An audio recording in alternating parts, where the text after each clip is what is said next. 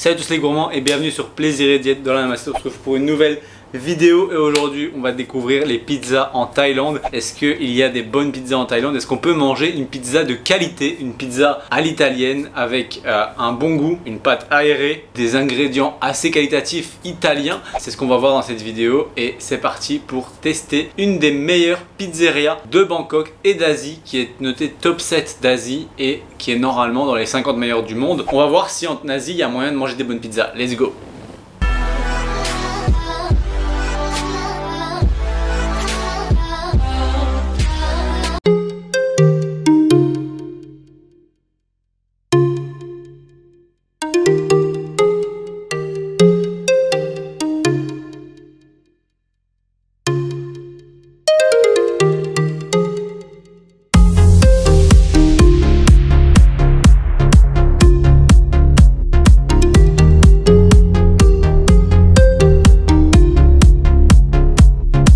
Chez Massilia qui est un des top 7 des restaurants italiens et pizza d'Asie, avec les meilleures pizzas d'Asie, top 7 et top 3 de Bangkok. On va prendre une pizza, c'est quoi? C'est aubergine, burrata et jambon de Parme, et une autre qui est aux 4 fromages. Donc c'est deux conseillés par le chef. On va tester ça. Est-ce que ce sera meilleur qu'en Belgique ou en France ou en Europe en règle générale? On va tester ça.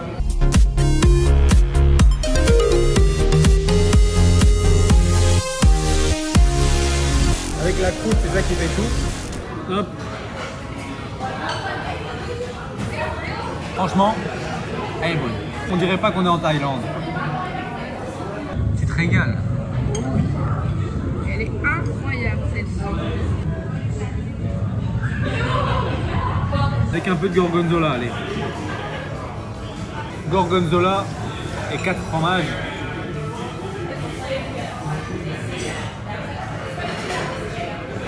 Incroyable. Elle a un petit goût sucré en plus. Franchement, tu me donnes ça en Europe, je vois pas la diff.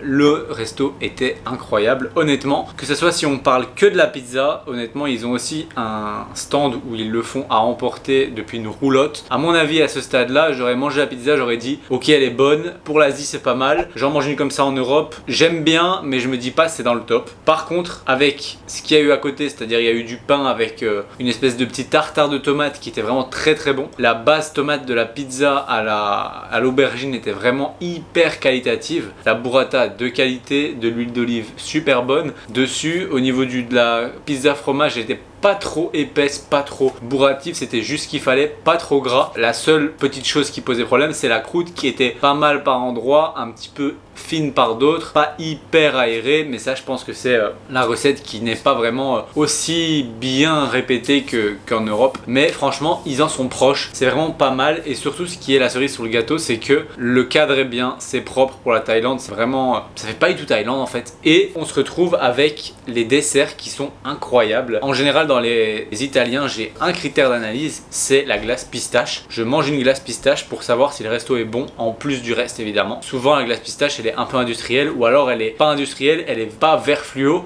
mais elle a pas spécialement de goût.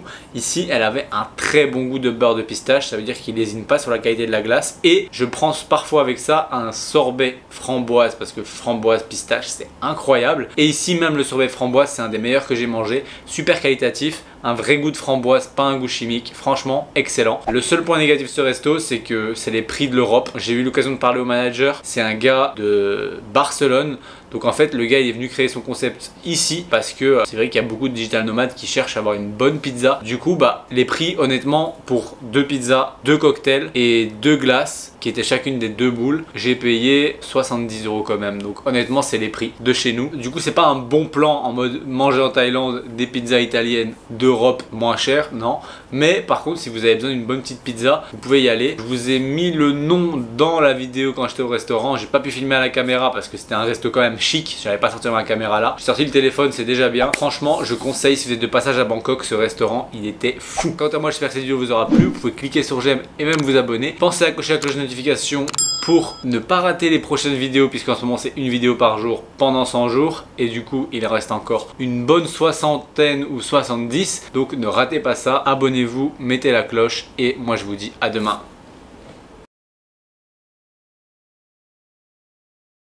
Ok, si tu es encore sur cette vidéo, c'est tout simplement parce que tu es intéressé parce que je vais te dire là maintenant. Je suis en train de te parler de quelque chose d'un petit peu plus personnel, plus axé sur toi, puisque je vais te parler tout simplement des coachings ou accompagnements qu'on peut proposer au sein de Plaisir et Diète. Je pense que si tu nous suis déjà sur Instagram, Plaisir et Diète, donc tout en un mot attaché sur Instagram, ou mon compte perso Maxime-LRNT, tu sais que je propose des suivis et qu'on propose au sein de la team de coaching des suivis au niveau de la nutrition, au niveau de l'entraînement, au niveau des deux ensemble, au niveau de votre mindset, au niveau de la psychologie liée à l'alimentation, un meilleur équilibre, etc. Ainsi que pour ma part et celle de Manon, des consultations diététiques qui peuvent être remboursées en fonction de vos mutuelles. Il se trouve que pour tous ces types de suivis, on a créé une sorte de questionnaire avec toutes les informations que tu pourrais nous faire parvenir pour qu'on analyse un petit peu ton cas et qu'on voit un petit peu ensemble en fait, est-ce qu'on a quelque chose à te proposer qui pourrait t'aider à atteindre tes objectifs, que ce soit une perte de gras, que ce soit une prise de muscle, que ce soit une meilleure relation à l'alimentation, que ce soit tout simplement une sortie des troubles du comportement alimentaire, que ce soit une recomposition corporelle, c'est-à-dire perte de gras tout en prenant du muscle et donc avec un poids qui reste plus ou moins stable mais un visuel qui s'améliore. Il y a moyen de faire de tout, donc l'idée c'est juste que tu nous donnes tout simplement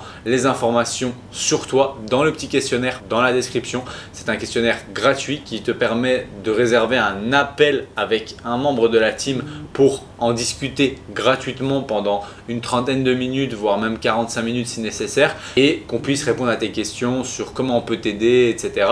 Et si ça t'intéresse, n'hésite pas donc à aller cocher ce premier lien dans la description et à tout simplement prendre ton appel gratuit pour qu'on voit ensemble ce qu'on peut faire pour t'aider. Ça me fait vraiment plaisir et encore merci d'écouter toutes nos vidéos. Donc ça, c'est le petit cadeau pour ceux qui restent jusqu'à la fin et à la prochaine.